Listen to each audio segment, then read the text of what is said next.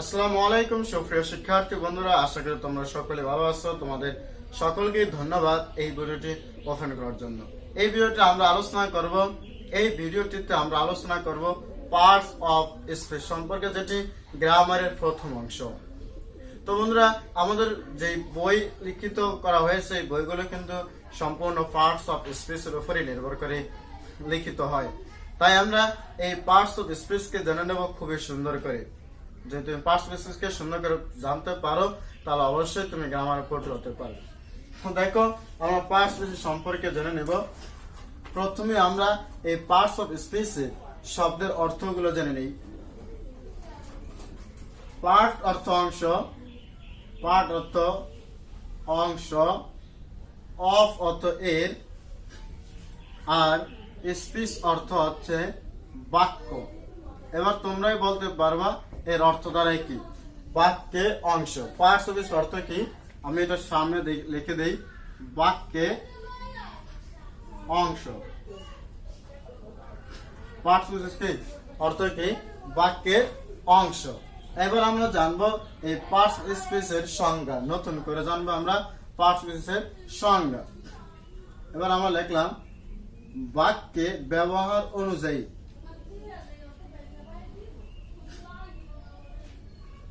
বাক্যে ব্যবহার অনুযায়ী অর্থ প্রদানকারী, অর্থ প্রদানকারী শব্দগুলোকে বা শব্দসমূহকে পার্টস অফ স্পিচ বলে। পার্টস অফ স্পিচ বলে। কি বলেছে যে বাক্যে ব্যবহার অনুযায়ী অর্থ প্রদানকারী শব্দসমূহকে পার্টস অফ স্পিচ বলে। বন্ধুরা, এই কথাটা আমরা অন্যভাবে বলতে পারি যে বাক্যে ব্যবহারকৃত শব্দসমূহকে পার্টস অফ স্পিচ বলে। এটা আমরা বলতে পারি। আমি লিখলাম যেমন এ brown fox quickly jumped over the lazy dog.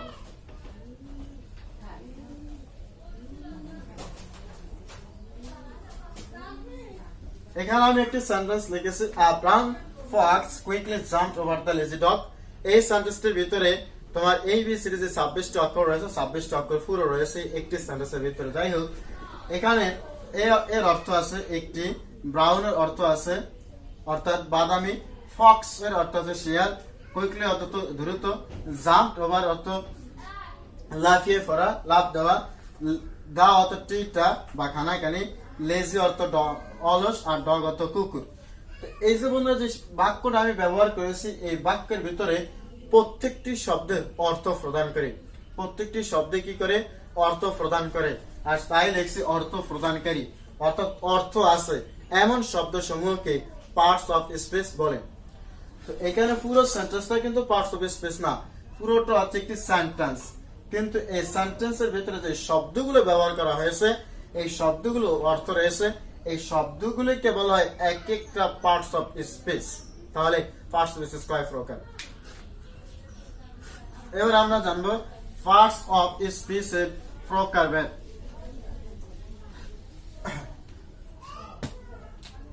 বন্ধুরা, আমি একটু এখানে লিখে দেই, পার্টস অফ স্পিচ 8 প্রকার। কয় প্রকার? পার্টস অফ স্পিচ 8 প্রকার। কয় প্রকার? 8 প্রকার। এই 8 প্রকার হচ্ছে বন্ধুরা, এখানে একটু লিখি, এই 8 প্রকার হচ্ছে, 1 নম্বরে নাউন, 2 নম্বরে প্রোনাউন, 3 নম্বরে অ্যাডজেক্টিভ,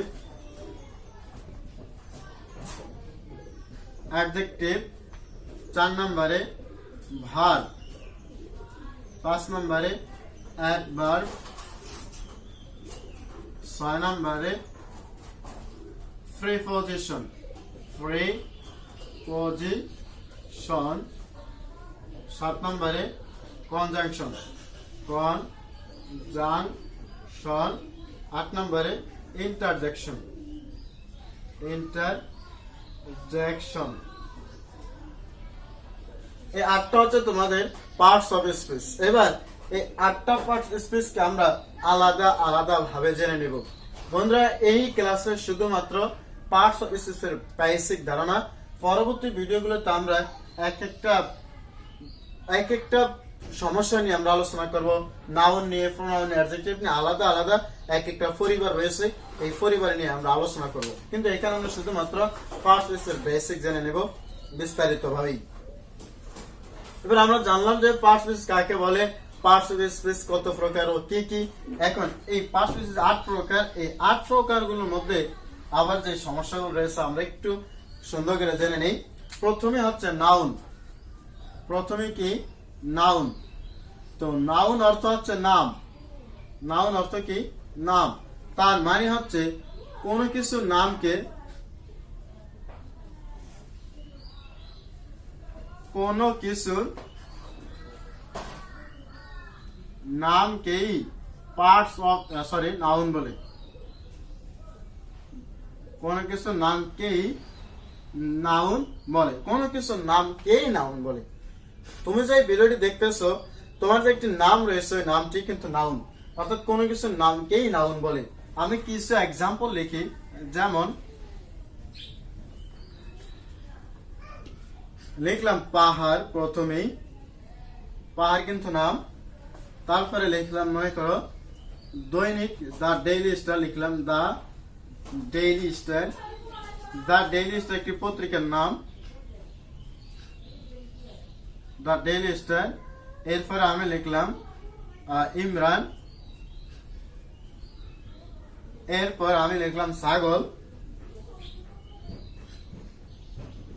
হ্যাঁ, এরপরে আমি লিখলাম দোয়েল, ইত্যাদি। অর্থাৎ লিখলে তো অনেক লেখা যাবে। তো পাহাড়, দা ডেইলি স্টার, ইমরান, ছাগল, দোয়েল ইত্যাদি, যে এগুলো প্রত্যেকটাই কিন্তু নাম। প্রত্যেকটাই কি? নাম। তো আমরা যখন কথা বলি, কথা বলার ভিতরে যদি আমরা কাউকে কোনো নাম ধরে ডাকি, তাহলে সেটি হয়ে যায় নাউন। এই যে আমার হাতে এটা কি?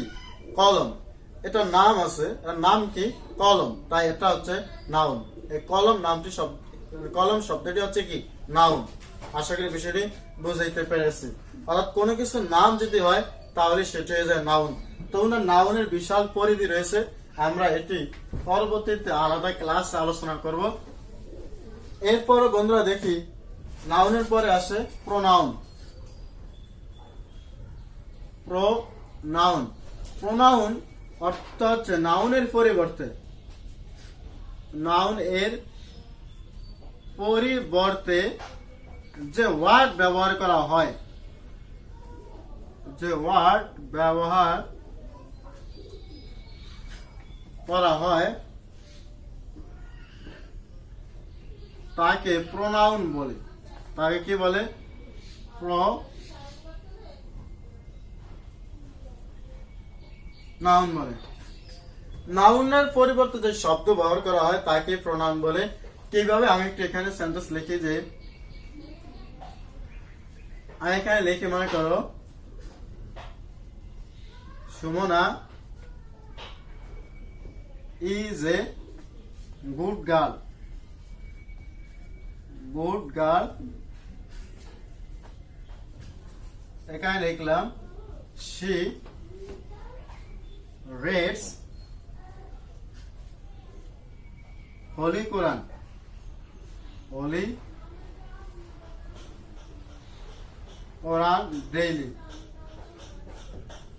এই যে বন্ধুরা, আমি এখানে বললাম যে Sumana is a good girl. Sumana একজন ভালো মেয়ে। She reads holy Quran daily. সে প্রত্যেক দিন কোরআন শরীফ পড়ে। তো বন্ধুরা, এখানে যে সুমনা বললাম, এই সুমনার পরিবর্তে আমরা যে ব্যবহার করলাম শি। সুমনার পরিবর্তে কি ব্যবহার করলাম? শি। এই শি হচ্ছে প্রোনাউন।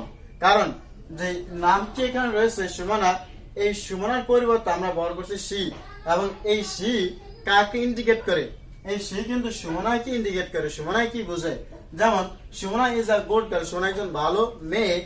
সি রিডস হোলি কোরআন, তাহলে সে মানে সে মানে কে? সুমনা। তার মানে প্রোনাউন, নাউনের পরিবর্তে প্রোনাউন বসে, সেই নাউনকেই নির্দেশ করে, সেই নাউনকেই নির্দেশ করে, তখন সেটি হচ্ছে প্রোনাউন। আশা করি বিষয়টি আমরা বুঝাইতে পেরেছি। তো নামের পরিবর্তে বা কোনো ব্যক্তির পরিবর্তে যে প্রোনাউনটি ব্যবহার করা হয়, যে শব্দটি ব্যবহার করা হয়, এটাই কিন্তু প্রোনাউন। অর্থাৎ সুমনার পরিবর্তে আমরা ব্যবহার করছি সি, তাই এখানে সি হচ্ছে প্রোনাউন। তো বন্ধুরা, আমরা কিছু প্রোনাউন এখানে উল্লেখ করে দেব সংক্ষেপে। যেমন কিছু প্রোনাউন আমি একটু উল্লেখ করে দেই। আই, তারপরে মি,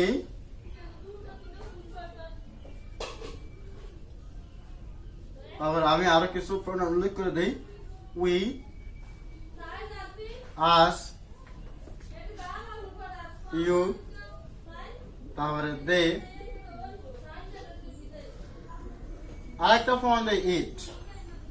সিম্পল কিছু প্রোনাউন আমি তোমাদেরকে দেখিয়ে দিলাম, I, me, we, us, you, they, it. এগুলো কিন্তু আসলে প্রোনাউন। মূলত আমাদেরকে বুঝতে হবে প্রোনাউনটি কি। প্রোনাউনটি হচ্ছে নাউনের পরিবর্তে যে শব্দটি ব্যবহার করা হবে সেটাই প্রোনাউন। আমি আরেকটি শব্দ লিখে দিলাম সি, আরেকটি শব্দ লিখলাম হি। এগুলি হচ্ছে কি? প্রোনাউন। অর্থাৎ ব্যক্তির পরিবর্তে যে শব্দটি ব্যবহার করা হবে ওই ব্যক্তিকে বোঝানোর জন্য সেটাই হবে প্রোনাউন। আশা করি বিষয়টি বুঝাইতে পেরেছি। তো বন্ধুরা, প্রোনাউনের একটি বিশাল পরিধি রয়েছে, আমরা এগুলো আলাদা আলাদা ইনশাআল্লাহ ক্লাস করব। এরপরে আমরা চলে আসবো প্রোনাউনের পরে কি? অ্যাডজেক্টিভ। অ্যাডজেক্টিভ, তো অ্যাডজেক্টিভ কি? অ্যাডজেক্টিভ হচ্ছে নাউন বা প্রোনাউনকে কোয়ালিফাই করে, অর্থাৎ নাউন বা প্রোনাউনের দোষ, গুণ, অবস্থা, সংখ্যা, পরিমাণকে কোয়ালিফাই করে, সেটাই হচ্ছে অ্যাডজেক্টিভ। তো আমরা লিখবো যে ওয়ার্ড বা শব্দ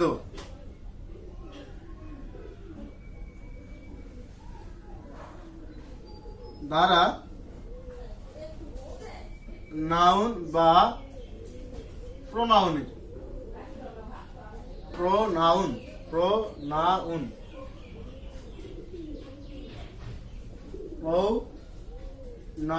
এর দোষ, গুণ, অবস্থা, সংখ্যা, পরিমাণ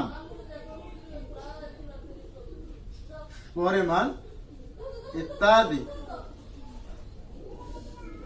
প্রকাশ করে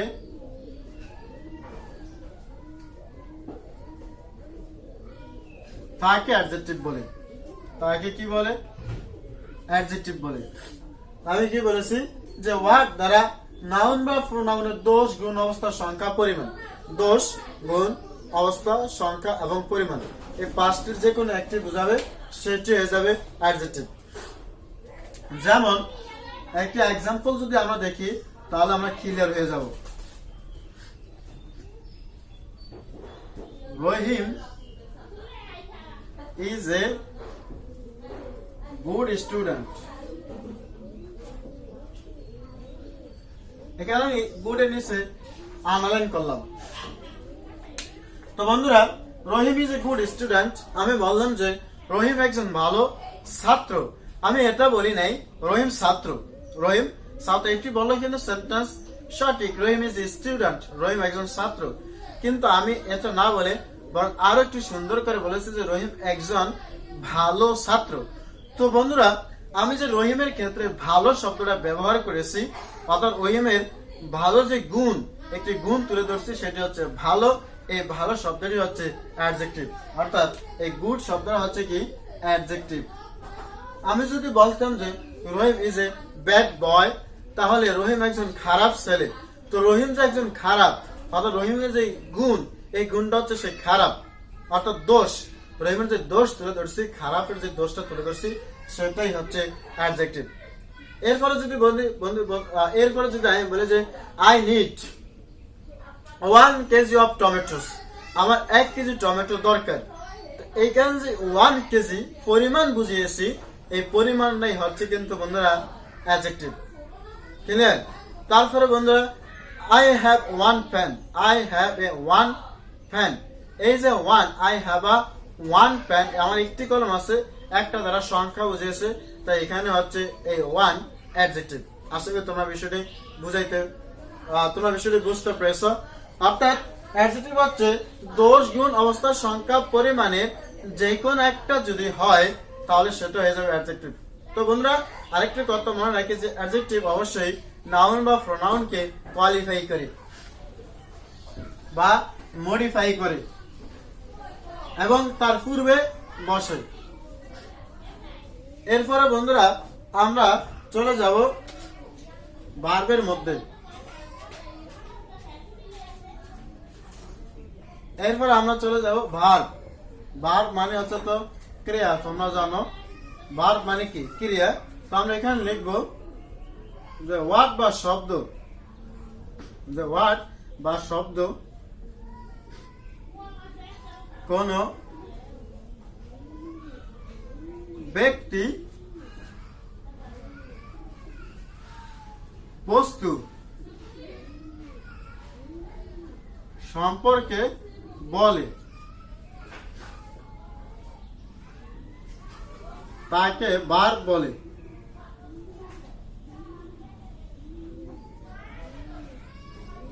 কোন ব্যক্তি বস্তু সম্পর্কে তথ্য দেয় বা কোনো কিছু বলে তাকে ভার্ব বলে। অথবা আমরা বলতে পারি যে শব্দ দ্বারা কোনো কিছু করা বোঝায়, যে শব্দ দ্বারা কোনো কিছু করা বোঝায় তাকে ভার্ব বলে। আশা করি বিষয়টি আমরা বুঝতে পেরেছি। যেমন আমি একটা এক্সাম্পল যদি লিখি,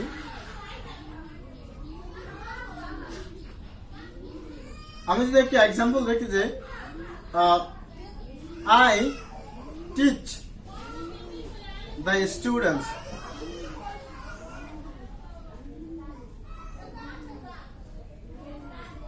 আই টিচ দ্য স্টুডেন্টস, আমি শিক্ষার্থীদেরকে শিক্ষা দেই বা আমি শিক্ষার্থীদেরকে পড়াই।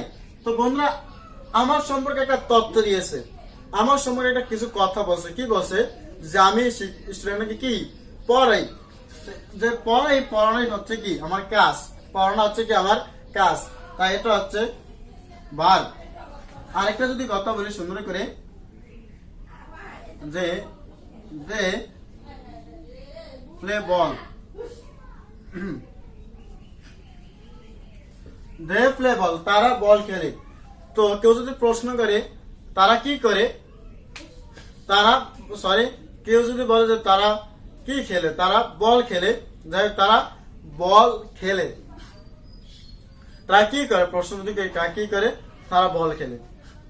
তো বন্ধুরা এখানে যে তাদের সম্পর্কে একটা তথ্য দিয়েছে, তাদের সম্পর্কে একটা তথ্য দিয়েছে, কি দিয়েছি? বল খেলে। তাদের সম্পর্কে কিছু আমি বলছি, তাদের সঙ্গে কি বলছি? যে তারা বল খেলে, তারা বল খেলে। এই যে খেলা করা, এই খেলা করা শব্দটা এখানে হচ্ছে ভার্ব। খেলা করা শব্দ এখানে কি ভার্ব। এই ভার্ব আমরা এভাবে বলতে পারি যে শব্দ দ্বারা কোনো কিছু করা যাওয়া, খাওয়া, যে শব্দ দ্বারা কোনো কিছু করা যাওয়া, খাওয়া, হওয়া ইত্যাদি প্রকাশ পায় তাকে ভার্ব বলে। এটা আমরা বলতে পারি। কি বলতে পারি? আবার এগেইন, যে শব্দ দ্বারা করা যাওয়া, খাওয়া, হওয়া, করা যাওয়া, খাওয়া, হওয়া ইত্যাদি প্রকাশ পায় তাকে ভার্ব বলে। এভাবে আমরা বলতে পারি। তবে এই সংজ্ঞাটা লিখলে অনেক সুন্দর হয়। আমি এখানে একটা লিখে দিয়েছি, তবে আমি যেটি মুখে বলেছি এটাও কিন্তু সুন্দর হয়। এবার আমরা চলে যাব ভার্বের পরে অ্যাডভার্ব। অ্যাডভার্ব মানে ভাব বিশেষণ বা ক্রিয়া বিশেষণ। অ্যাডভার্ব মানে কি? ভাব বিশেষণ বা ক্রিয়া বিশেষণ। তা আমরা একটু সংক্ষেপে লিখি, হোয়ার, হোয়েন, হাউ দ্বারা প্রশ্ন করলে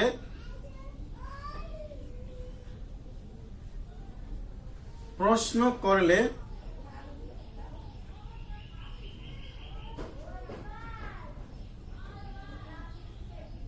যে উত্তর পাওয়া যায়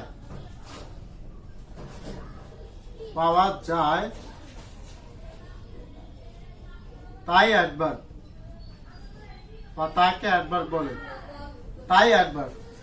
বন্ধুরা, এই অ্যাডভার্বের সংজ্ঞা একটু বড়। আমি যদি বড় করে বলি যে যে ওয়ার্ড কোন শব্দের যে শব্দ বা ওয়ার্ড নাউন বা প্রোনাউন ছাড়া পার্টস অফ স্পিচের অন্য অংশগুলিকে মডিফাই করে অথবা এবং পুরো সেন্টেন্সকে মডিফাই করে তাকে অ্যাডভার্ব বলে। আমি আবার বলি, যে শব্দ নাউন বা প্রোনাউন ছাড়া পার্টস অফ স্পিচের অন্য পয়েন্টগুলোকে, অন্য অংশগুলোকে কোয়ালিফাই করে, মডিফাই করে অথবা পুরো সেন্টেন্সকে মডিফাই করে তাকে অ্যাডভার্ব বলে। তো বন্ধুরা, এটা না বলে আমি শুধুমাত্র সংক্ষেপে বলেছি হোয়ার, হোয়েন, হাউ দ্বারা প্রশ্ন করলে যে উত্তর পাওয়া যায় তাই অ্যাডভার্ব। কেন? কারণ আমাদের একটি সেন্টেন্সের ভিতরে অ্যাডভার্ব চিনতে হবে। তাই সহজে যাতে আমরা অ্যাডভার্ব চিনতে পারি সেজন্য আমি সংজ্ঞার মধ্যে নিয়ে এসেছি হোয়ার, হোয়েন, হাউ দ্বারা প্রশ্ন করলে যে উত্তর পাওয়া যায় তাই অ্যাডভার্ব। হোয়ার মানে কি? কোথায়। হোয়েন মানে কখন। হাউ মানে কেমন।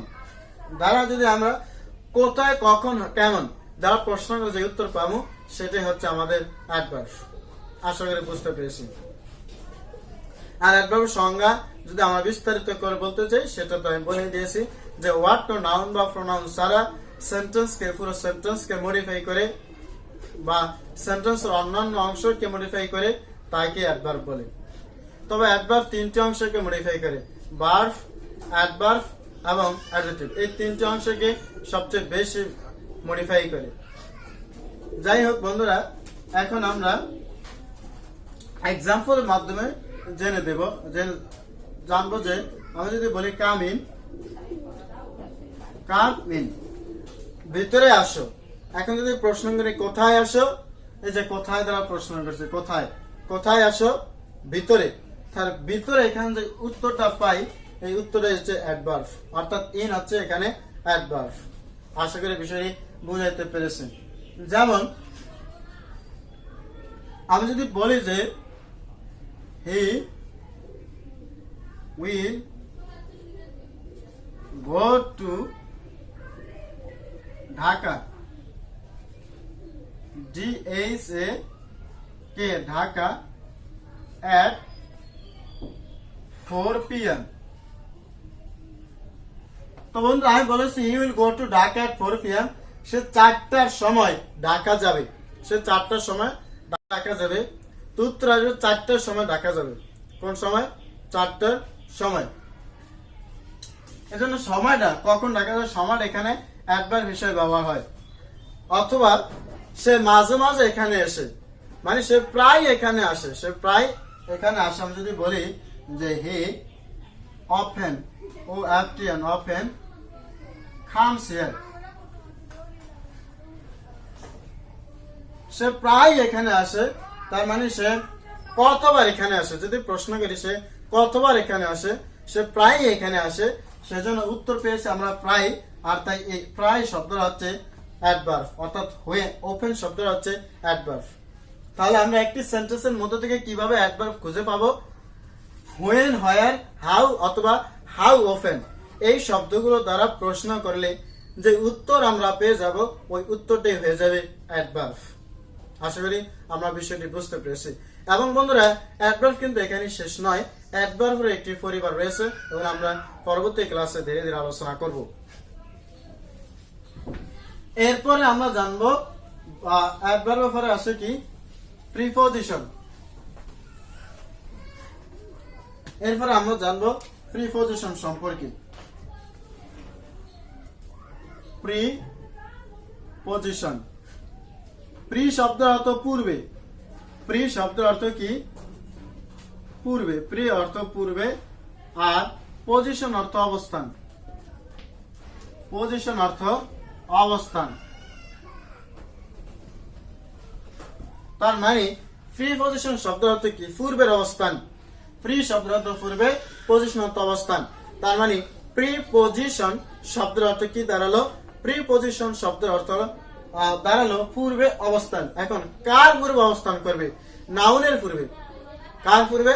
নাউন বা প্রোনাউনের পূর্বে অবস্থান করলে সেটি হয়ে যাবে প্রোনাউন, সরি প্রিপজিশন। এখন আমরা এখানে লিখব যে শব্দ নাউন বা প্রোনাউনের পূর্বে,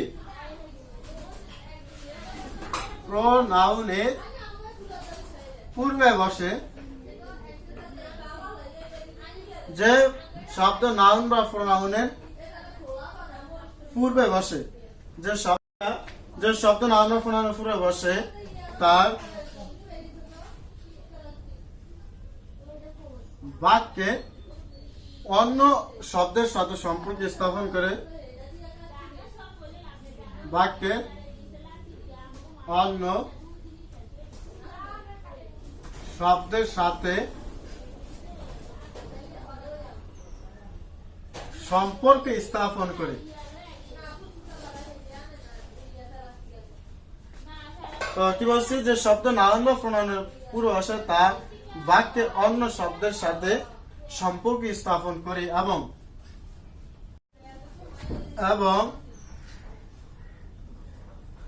স্থান, অবস্থান, সময় বা পদ্ধতি নির্দেশ করে,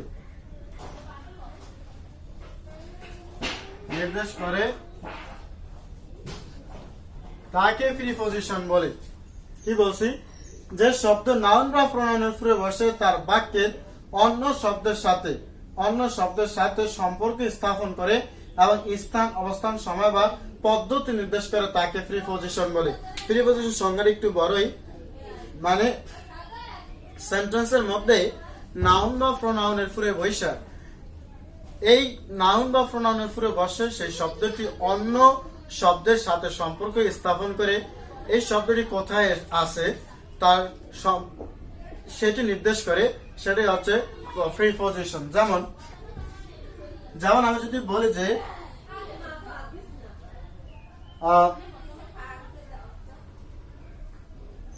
keep the book on the table,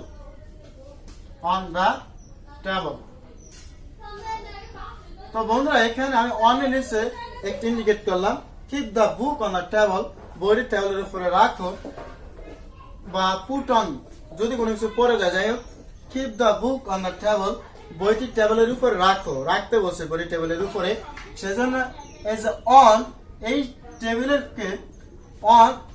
উপরে বসে টেবিলকে কিন্তু মডিফাই করছে, বইটি কই রাখতে বলছে? টেবিলের উপরে। কোথায়? টেবিলের উপরে, তার মানে স্থান নির্দেশ করছে। এই নাউনের পূর্বে অনটি বসে, প্রিপজিশনটা বসে কি নির্দেশ করছে? জায়গা নির্দেশ করছে, স্থান নির্দেশ করছে। কোথায় রাখতে বলেছি? এই টেবিলের উপরে রাখতে বলেছে, তাই এখানে অন প্রিপজিশন। আশা করি বিষয়টি আমি বোঝাতে পেরেছি বন্ধুরা। এইভাবে যে প্রিপজিশন গুলো রয়েছে, আমরা জানি প্রিপজিশন, অনেক প্রিপজিশন রয়েছে, এবং, বিটুইন, আউটসাইড, তারপরে বিসাইড, এভাবে অনেক প্রিপজিশন রয়েছে। আমরা এগুলো ইনশাআল্লাহ পরবর্তীতে আলোচনা করব। তো বন্ধুরা এটাই ছিল প্রিপজিশনের বেসিক।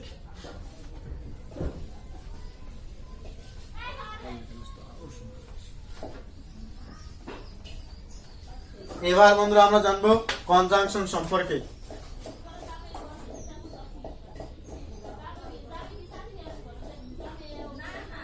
কনজাংশন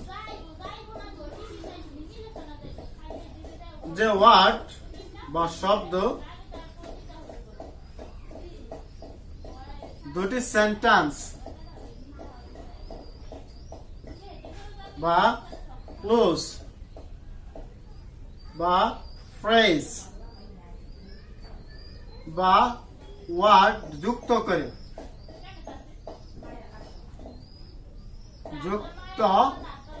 করে তাকে কনজাংশন বলে।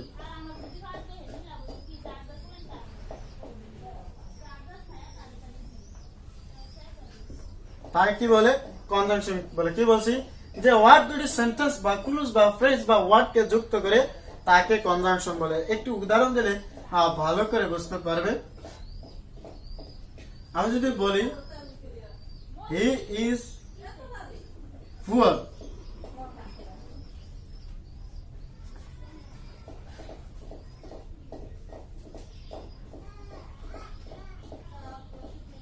but honest,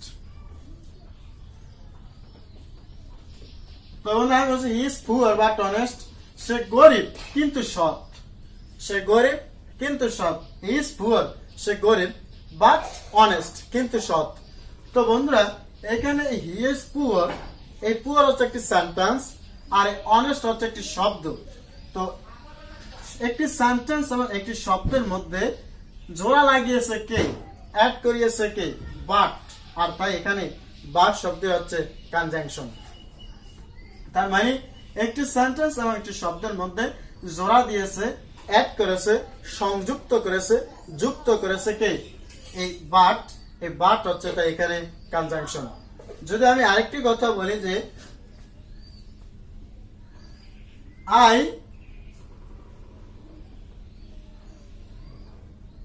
reached, R-E-A-C-H, reached there when they were catching fishes.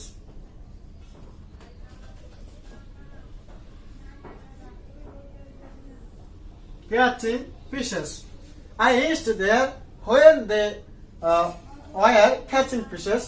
তো বন্ধুরা আমি সেখানে পৌঁছলাম যখন তারা মাছ ধরিতেছিল, যখন তারা মাছ ধরতেছিল তখন আমি সেখানে পৌঁছলাম। আমি সেখানে পৌঁছলাম একটি sentence, the were catching fishes একটি সেন্টেন্স।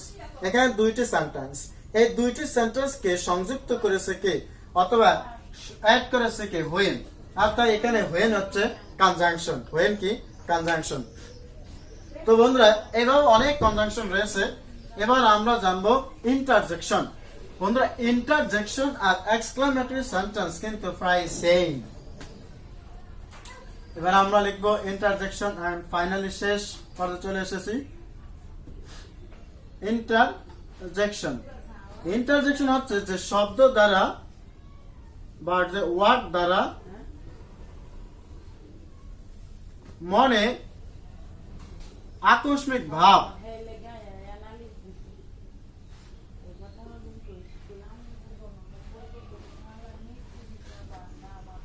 আকস্মিক ভাব বা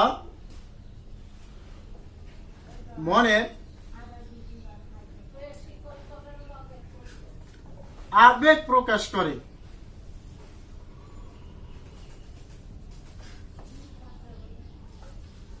আচ্ছা এখানে শব্দটা মিল করি যে ওয়ার্ড দ্বারা মনের আকস্মিক ভাব বা মনের আবেগ প্রকাশ পায় তাকে ইন্টারজেকশন বলে। ইন্টারজেকশন বলে। যেমন আমি একটু এক্সাম্পল দেখে দেই, যেমন ওয়াও,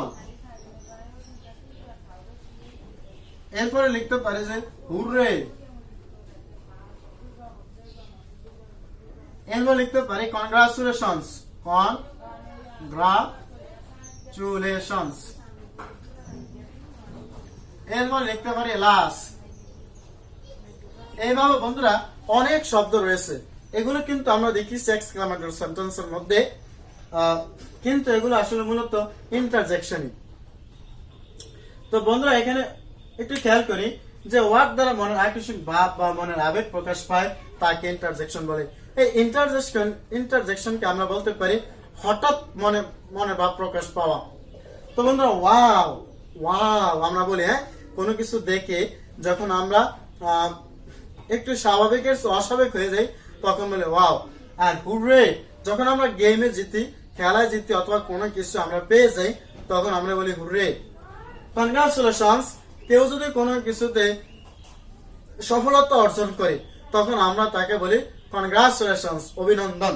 এরপর এলাস, কেউ যদি কোনো দুঃখ পায়, কেউ যদি কোনো কিছু হারিয়ে পড়ে হারিয়ে ফেলে অথবা কেউ যদি কোনো কিছুতে ব্যতীত হয় তখন আমরা বলি এলাস হাই, এলাস হাই হি ইজ ডেড, সে আর দুনিয়াতে বেঁচে নাই, হি ইজ ডেড মানে সে মারা গেছে, অথবা হি ইজ নো মোর, সে আর নাই, বেঁচে নাই। তাই আমরা এখানে বলি এলাস। তো বন্ধুরা, যে শব্দগুলো দ্বারা, সংক্ষিপ্ত শব্দগুলো দ্বারা আমাদের মনের আবেগকে প্রকাশ করি, এই শব্দগুলিকে বলা হয় ইন্টারজেকশন। তো বন্ধুরা, আজকের ভিডিওতে এখানেই ছিল এবং এখানেই তোমাদের পার্টস অফ স্পিচ শেষ হয়ে গেল। পরবর্তী ভিডিওতে এই পার্টস অফ স্পিচে যে 8টি অধ্যায় রয়েছে, এই 8টি অধ্যায়কে নিয়ে আমরা আলাদা আলাদা বিস্তারিত ভাবে আলোচনা করব। এজন্য পরবর্তী ভিডিও পাওয়ার জন্য আমার এই চ্যানেলটিকে অবশ্যই সাবস্ক্রাইব করে রাখতে হবে। আর পরবর্তী ভিডিও দেখার আমন্ত্রণ জানিয়ে আজকে ভিডিওটি এখানে শেষ করতে যাচ্ছি। আল্লাহ হাফেজ, আসসালামু আলাইকুম।